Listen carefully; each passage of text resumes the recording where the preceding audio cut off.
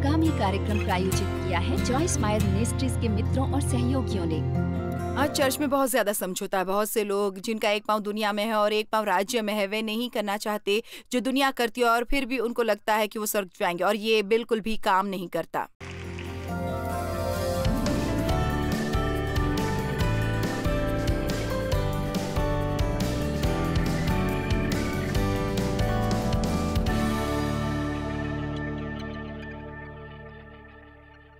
हम बात कर रहे थे बाइबल में परमेश्वर के अलग अलग नामों के बारे में, और मेरे ये करने का क्या कारण है, क्योंकि एक नाम आपको किसी के बारे में बताता है, उन्हें उचित नाम से बुलाया जाता है, खास कर वे जो पुराने नियम में है, परमेश्वर के मुक्तिदायक नाम, क्योंकि हर नाम आपको कुछ बताता है जो आप परमेश्वर से आपके लिए करने की आशा करते हो। और हमने शुरू किया था यहोवा के साथ, जिसका शाब्दिक मतलब है मैं हूं, और ये अभी भी मेरा प्रिय है। मुझे वो विचार अच्छा लगता है कि परमेश्वर कौन है, वो है।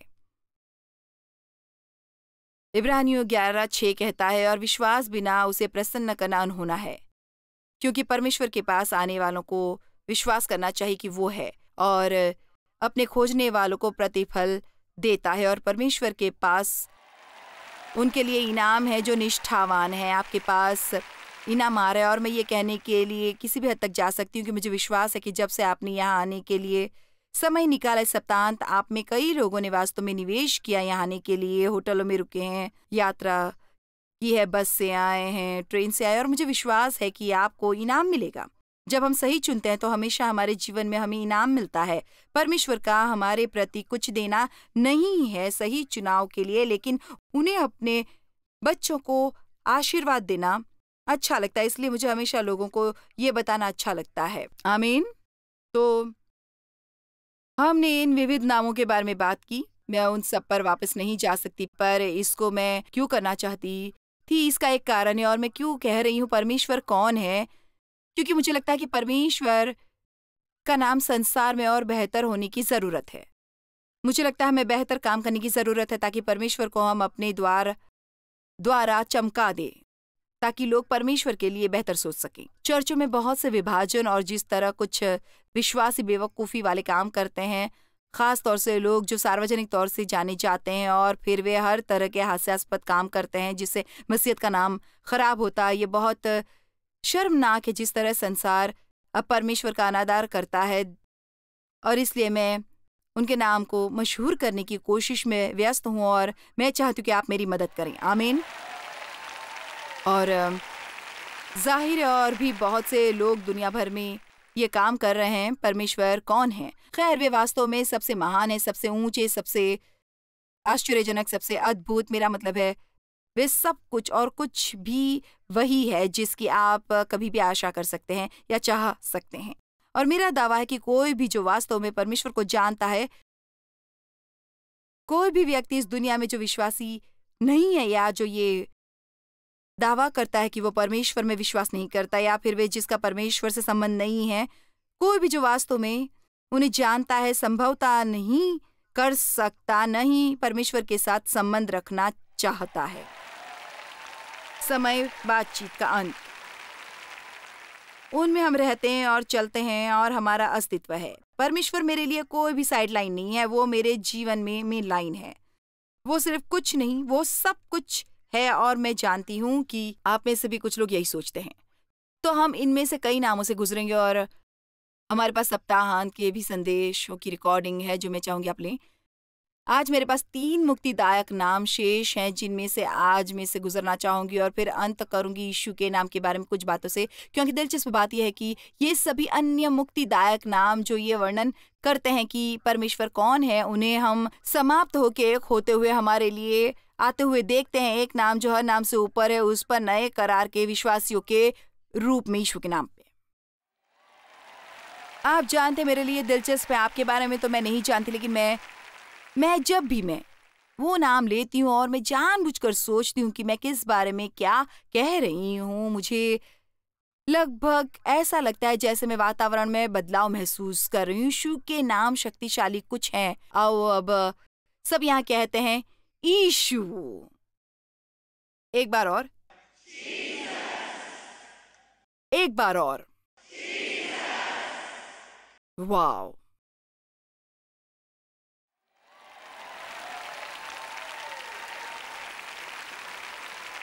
और कोई दूसरा नाम मेरे लिए ये नहीं करता जो ये करता है यीशु। अब इसलिए आज हम यहोवा निस्सी नाम पर आते हैं, जिसका मतलब है यहोवा हमारा बैनर। और मूलतः इसका मतलब है कि वो हमारी जीत है, या एक वही है जो हमें जीत देता है। और हम वास्तव में परमेश्वर से उम्मीद कर सकते हैं। परमेश्वर से उम्मीद, न केवल एक तरह से प्रतीक्षा करना और देखना, लेकिन हम परमेश्वर से उम्मीद कर सकते हैं कि वो हमारे पापों के ऊपर हमें जीत दिलाए, नशे की लत पर, हर तरह के बंधनों पर, दर्दनाक अतीत पर, शत्रु पर विजय। अपने लोगों को विजय दिलाना उनका काम है। आप सिर हैं, पूछ नहीं, ऊपर हैं, नीचे नहीं। दानियेल 11:32 में बाइबल कहती है, परंतु जो लोग अपने परमेश्वर का ज्ञान रखेंगे वे हियाव बांधकर बड़े काम करेंगे। मुझे ये अच्छा लगता है। अगर आप परमेश्वर को जानते हैं, न केवल अगर आप चर्च जाते हैं, चर्च जाना अच्छी बात है। मैं इसका जोरदार समर्थन करती हूँ कि हर किसी को एक स्थानीय चर्च से लगातार जुड़े रहना चाहिए, जहाँ आप सीख और बड़ और जिम्मेदार हों। लेकिन वो है जो अपने परमेश्वर को जानते हैं। मैं बहुत सालों तक चर्च जाती थी और परमेश्वर को नहीं जानती थी। क्या यहाँ कोई है जो मेरे साथ सहमत है? क्या आप लंबे समय तक चर्च जा सकते हैं और परमेश्वर को नहीं जानते? आप सिद्धांत जान सकते हैं, आप चर्च के नियम जान सकते हैं, आप धार्मिक नियमों को जान सकते हैं, लेकिन इसका मतलब ये नहीं कि हम परमेश्वर को जानते। और दुख की बात है, बहुत दुख की बात है, दिल दुखाने वाली बात है, जिस तरह धर्म कभी कभी उन्हें प्रस्तुत करता है वो वास्तव में क्या है उसमें बहुत दूर की बात करता है। ये केवल ऐसा लगता है कि बहुत बार जब तक कोई आप धर्म को बहुत सिद्धांतवादी नहीं बना देते, आपको सब कुछ गहरा लगता है और गंभीर और दुखी और चिड़चिड़ा, और आप किसी चीज का आनंद नहीं ले सकते, और सब कुछ है जो आप नहीं कर सकते। आप ये नहीं कर सकते, आप वो नहीं कर सकते, आप दूसरा कुछ नहीं कर सकते। खैर, उन चीजों का क्या जो हम कर सकते हैं? आओ उन चीजों के बारे में सोचिए जो हम कर सकते हैं। मेरी बाइबल कहती है यीशु आए ताकि हमारे पास हो और हम अपने जीवनों का आनंद ले, और प्रचुर मात्रा में और भरपूर, जब तक कि वो छलक न जाए। और केवल वही चीजें जिनके लिए परमेश्वर हमें करने से मना करते हैं, जो हमें वैसे ही मार डालते हैं। बाकी सब कुछ वो चाहते हैं कि हम आनंद लें और मजे करें। मसीह होने का मतलब ये नहीं है कि आप अब मजे न करें, इसका मतलब है आप ज्यादा मजे करें। मैं आपको सच्चाई बता रही हूं, हल्के हो जाओ, अपने आप पर काबू पाओ। आओ भी, धर्म गहन है, लेकिन यीशु ने कहा, हे सब परिश्रम करने वालों और बोझ से दबे हुए लोगों, मेरे पास आओ, मैं तुम्हें विश्राम दूंगा। मैं तुम्हारी आत्माओं को राहत, छुटकारा और ताजगी दूंगा। असल में विस्तारित बाइबल कहती है, मैं तुम्हारी आत्माओं को आशीषित मनोरंजन दूंगा। और इसलिए सचमुच यदि आप समझते हैं कि आप अपना जीवन जी सकते हैं अपनी आत्मा को छुट्टी देकर, परमेश्वर का शुक्र है कि उसमें आपको आनंद उठाने के लिए, ट्रिप पर जाने के लिए इंतजार नहीं करना पड़ता। आप अपने जीवन के प्रत्येक दिन आनंद से गुजार सकते हैं। आमीन। आप में से कुछ सोच रहे हैं, ओह मैन, ये तो बहुत अच्छा है, मुझे घर जाने से नफरत है। आप अपने को पहले से एक दौरे में डाल रहे हैं, जैसे कि आप दरवाजे से अंदर आते हैं। ये घर बहुत गड़बड़ है, मैंने तुमसे कहा था, ये। और तब हम सोचते हैं, हाँ, वहाँ जाना अच्छा नहीं था, और फिर हमें वापस जाना चाहिए। इसलिए घर जाने से भयभीत ना हो। जीवन में कुछ भी करने से डरे नहीं। आपके जीवन में आपके पास जीत है। मेरा मतलब है, अगर गंदे बर्तनों से भरी हुई सिंक आपको निराश बनाती है, तो फिर किसी और चीज की क्या उम्मीद करें? हाँ, अगर आपने मुझे सुना नहीं तो मैंने कहा, अगर गंदे बर्तनों से भरी सिंक से आपको निराशा होती है तो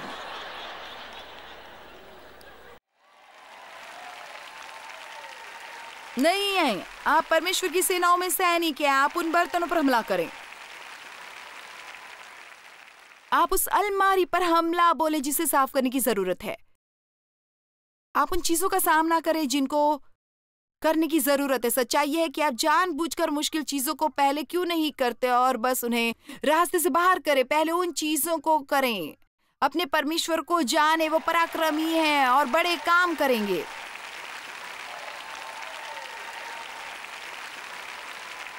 मुझे ऐसी ही छोटी चीजों से शुरू करना पड़ा।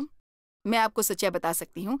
अगर ये बातें जो मैं आपको सिखा रही हूँ आपके घर में काम नहीं कर रही हैं, तो आप उनको कहीं और करने के बारे में भूल जाइए। अगर सिर्फ चर्च ही वो जगह है जहाँ हमारी विजय है, तो फिर हम एक बहुत बड़ी समस्या में हैं। आमीन। इसे घर में कारगर बनाइए जहाँ ये वास्तव में मायने रखता है। निर्गमन 17:8-15।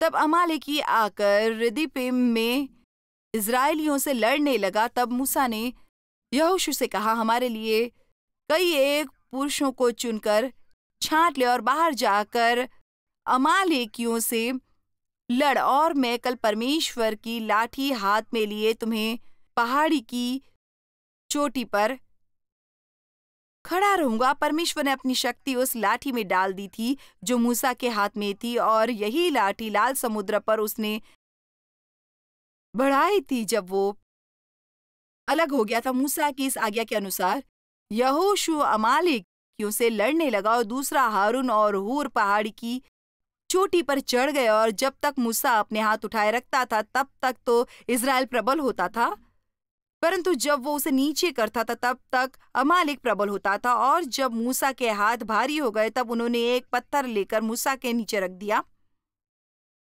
और वो उस पर बैठ गया। इसलिए कभी अपनी सीट के बारे में शिकायत न करे। वो एक चट्टान पर बैठा था। तब हारून और हूर एक एक अलग में उनके हाथों को संभालते रहे, और हम सबको लोगों की जरूरत होती है हमारे हाथ को थामने के लिए जब हम थकान से ऊब जाते हैं।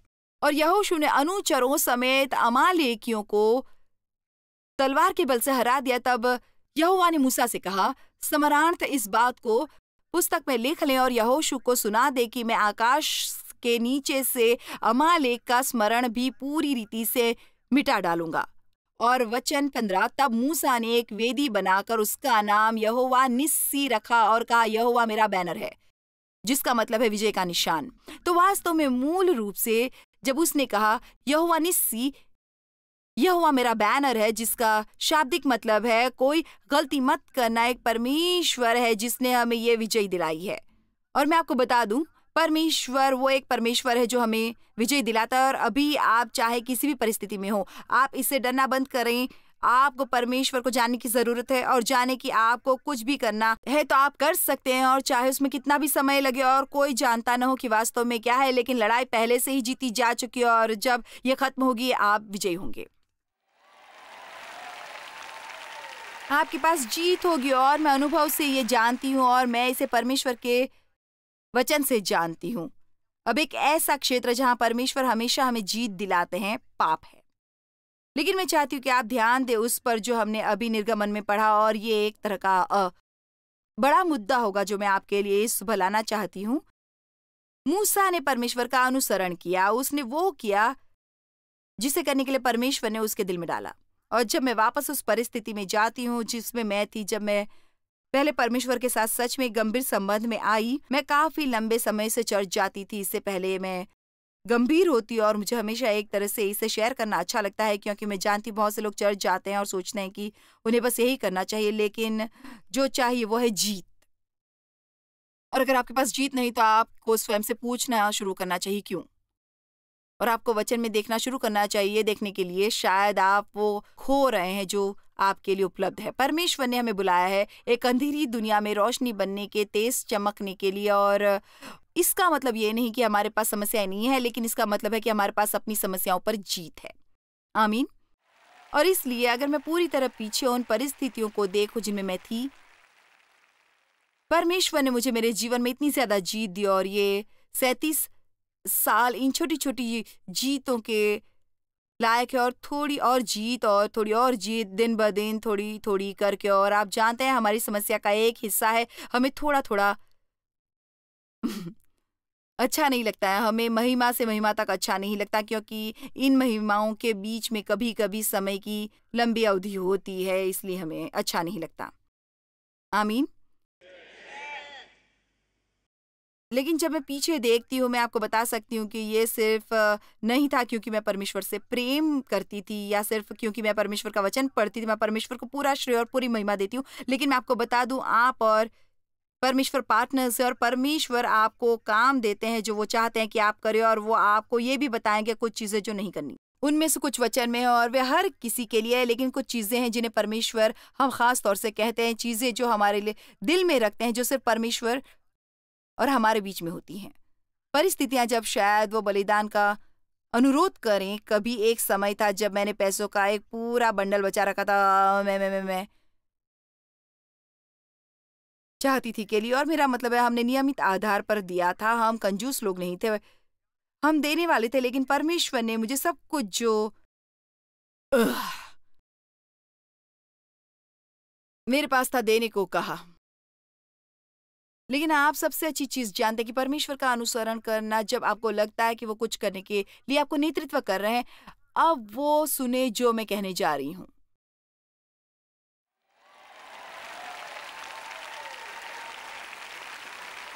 उन्हें मेरा थोड़ा सा बचा हुआ पैसा नहीं चाहिए था, लेकिन वो कुछ ऐसा था जिससे मैं थोड़ी बहुत जुड़ी हुई थी। और कभी कभी परमेश्वर हमसे कुछ चीजों का अनुरोध करेंगे क्योंकि वो चाहते हैं हमें हमारे लगाव से अलग करें। और जब हम कहते हैं परमेश्वर आप पहले हैं और आप सब कुछ हैं, कभी वो हमें इसे साबित करने के लिए कहते हैं। और मैं किसी हद तक गारंटी दे सकती हूँ कि आप में से कुछ अभी भी उन चीजों को पकड़े हुए हैं जिन्हें बहुत समय पहले परमेश्वर ने कहा था छोड़ो।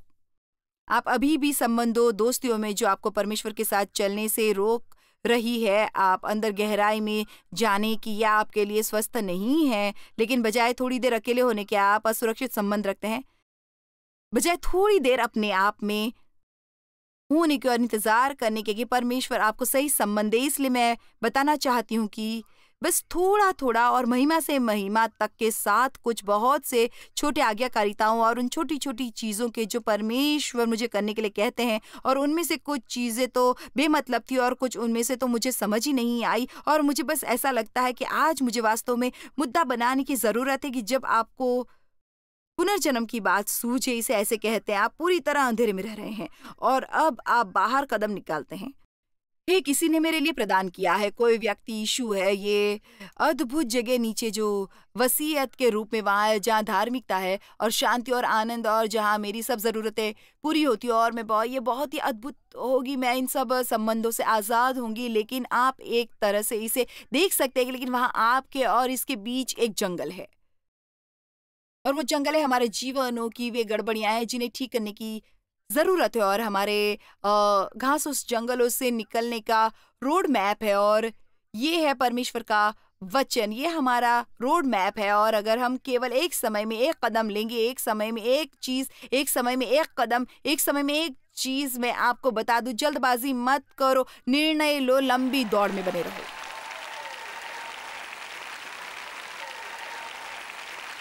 और कभी परमेश्वर से ना कहें अगर मुझे जल्दी कोई ब्रेक थ्रू नहीं मिला, ये मत कहें परमेश्वर को धमकी नहीं दे सकते। हमें जो कहने की जरूरत है वो है, परमेश्वर मैं अपने जीवन में आपके समय पर भरोसा करता हूं, और ये मुश्किल है क्योंकि बहुत समय हो गया है, लेकिन मैं एक लंबी दौड़ में हूं, मैं एक लंबी दौड़ में हूं, और मैं आपको बता दूं ये बेहतर है आप आगे बढ़कर ये कह सकते हैं, और परमेश्वर भले ही मुझे ये कभी ना मिले जो मैं चाहता हूं, मैं फिर भी इसमें हूं। भले ही जो मैं चाहता हूं वो मुझे कभी ना मिले, फिर भी मैं इसमें हूं, मैं आपका हूं, क्योंकि किसी चीज का कोई मतलब नहीं है सिवाय मेरे आपके। आइए इन सभी शर्तों को छोड़ दें जो परमेश्वर को पूरी करनी चाहिए, जिससे कि हम दिन ब दिन उनकी सेवा करते रहें। अपने पूरे दिल से विश्वास करती हूँ मैं कि यहाँ कोई भी व्यक्ति जो अभी भी पापों के बोझ तले है, ऐसा कुछ जो आपको लगता है आप उससे मुक्त नहीं हो सकते, वहाँ किसी तरह का बंधन है, या आपके जीवन में कोई लत, शायद ये आपका खराब मिजाज है, शायद ये कड़वाहट है। इसलिए कई लोगों के लिए यह मुश्किल समय होता है उन चीज़ों पर क्रोध न करना जो आपके उनके जीवन में उनके साथ घटी है, और यह हमारे लिए परमेश्वर के साथ चलने में हानिकारक हो सकता है।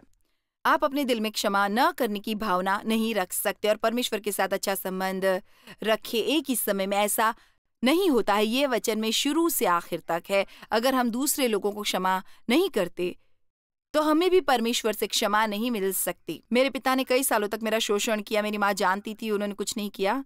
मेरे भी अन्य कई रिश्तेदार थे, पुरुष रिश्तेदार। मुझे उनसे भी दुर्व्यवहार का सामना करना पड़ा और मुझ में काफ़ी कड़वाहट भरी थी, काफ़ी नाराज़गी। मेरे कंधों पर एक चिप और उसके बावजूद भी मैं सेवकाई में थी, क्योंकि मैंने आधिकारिक रूप से तुम्हें बातें बता दी। आप जानते हैं, हम में से ज्यादातर जो लंबे समय से परमेश्वर के साथ चल रहे हैं, हम जानते हैं हमें क्षमा करना चाहिए और इसलिए हम करेंगे। मैं माफ करता हूँ। लेकिन उसके बाद लंबे समय तक जब वास्तव में परमेश्वर ने मेरे साथ काम करना शुरू किया कि ये अभी भी वो नहीं था जो जरूरी था, मैंने कहा ये मुश्किल है, मैं नहीं जानती मैं कैसे ये करूं। और परमेश्वर ने कहा अगर तुम उनके लिए प्रार्थना करोगे और उन्हें आशीर्वाद दोगे, वो उस समय तक बूढ़े हो चुके थे, उन्हें मदद की जरूरत थी, उनकी देखभाल करो। ये मैं कैसे करूं? मैं वो करना नहीं चाहती थी, वो उसके लायक नहीं थे। मैं एक थी जिसके साथ दुर्व्यवहार हुआ था, उन्होंने कभी मेरे साथ कुछ अच्छा नहीं किया। मैं ये कैसे कर सकती हूँ? क्या आपने कभी ध्यान दिया कि कभी परमेश्वर कुछ कहते और आप उनके साथ बहस करते हो और फिर उसके बाद वो कुछ और कहते हैं? मुझे हमेशा योना के बारे में सोचना अच्छा लगता है। योना नीनवे को जा, वो नीनवे जाना नहीं चाहता था, इसलिए वो उसके एकदम विरुद्ध दिशा में गया और तूफान में फंस गया। उसे एक व्हेल मछली ने निगल लिया, उसने उसके पेट में 3 दिन बिताए, तब उसने उसे तट पर उगल दिया। आखिरकार वो परमेश्वर के पास गया और परमेश्वर ने कहा नीनवे को जा। हमारे साथ कई बार ऐसा होता है, हम परमेश्वर को सुनते नहीं और फंस जाते हैं।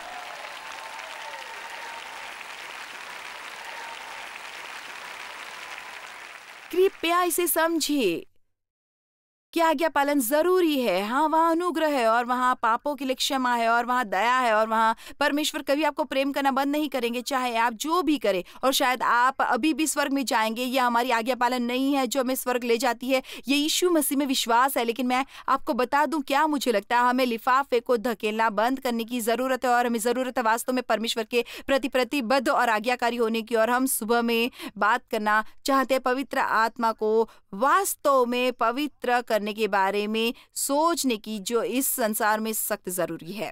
पवित्रता जो हमारे अंदर है उसे लेकर अपने अनुग्रह और दया से हमारे जीवनों में काम करते हैं। क्या है अगर हमारे पास पवित्र मन और पवित्र मुंह है? क्या है अगर हमारे पास कुछ पवित्र संबंध है? ये भी आज चर्च में बहुत ज्यादा समझौता है। बहुत से लोग जिनका एक पांव दुनिया में है और एक पांव राज्य में है, वही करना चाहते हैं जो दुनिया करती है और फिर भी उनको लगता है कि वे स्वर्ग में जाने वाले, और ये काम नहीं करता। परमेश्वर का पालन करो, वो आपका पालन नहीं करेंगे। आमीन। अपनी योजनाएं मत बनाओ और फिर प्रार्थना करो कि परमेश्वर सफल बनाए। प्रार्थना कर, परमेश्वर आप क्या चाहते मैं क्या करूं? आमीन। 2 कुरिन्थियों अध्याय 2 वचन 14, 3 वचन यहाँ है, परंतु परमेश्वर का धन्यवाद हो जो मसीह में सदा हमको जय के उत्सव में लिए फिरता है और अपने ज्ञान का सुगंध हमारे द्वारा हर जगह फैलाता है। परमेश्वर हमेशा हमें जीत में ले जाते हैं। आमीन आमीन। और न केवल आमीन लेकिन पूरा दिन भर दया। 1 कुरिन्थियों 15:56, हे मृत्यु तेरा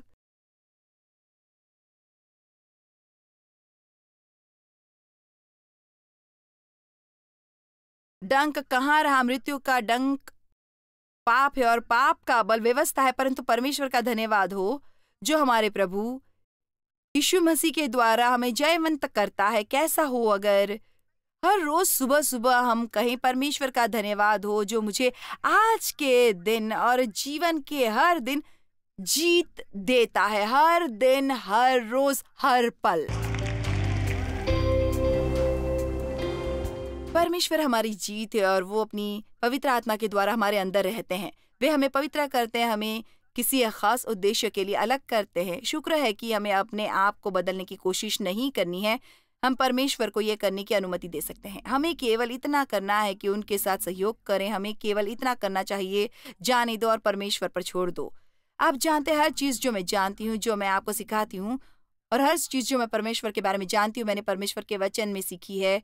मैं तो ये भी नहीं जानती कि कैसे आपको बताना शुरू करूँ कि परमेश्वर का वचन कितना शक्तिशाली और कितना महत्वपूर्ण है। बाइबल असल में हमें विश्वास दिलाती है कि परमेश्वर के वचन में स्वाभाविक शक्ति है। इसका मतलब जब मैं वचन का अध्ययन करती हूँ, जब मैं वचन बोलती हूँ, उसका एक-एक शब्द जैसे एक छोटा पावर कैप्सूल है कि जब ये बोला जाता है, ये ऐसे मेरे जीवन में तोड़कर खोल देता है और वो शक्ति पैदा करता है जो बदलती है हमारी परिस्थितियाँ, हमारे हालात। और इसीलिए हमारे लिए ये महत्वपूर्ण है कि हम न केवल वचन को पढ़ें, लेकिन वचन का अध्ययन करें। और मुझे लगता है इसे करने के लिए हमें कुछ अध्ययन और औज़ारों की ज़रूरत है। जॉयस मायर मिनिस्ट्रीज में आप हमारे लिए बहुत ही कीमती हैं, जितना कि आप जानते हैं। हम आपकी सराहना करते हैं और इस सेविकाई को दुनिया भर में संभव बनाने के लिए हम अपने दोस्तों और सहभागियों को धन्यवाद देते हैं। हम साथ मिलकर भूखों को खाना खिलाते हैं, गरीबों को कपड़े देते हैं और कई देशों में सुसमाचार बांटते हैं। अपना प्रार्थना निवेदन भेजने के लिए कृपया आज ही संपर्क कीजिए jmmindia.org पर। हमारे स्रोतों के बारे में और भी जानिए, जॉयस की सभाओं की सूची देखिए, हमारे साथ सहभागी बनने के लिए, क्योंकि हम दुनिया भर में मसीह के प्रेम को बांटते हैं।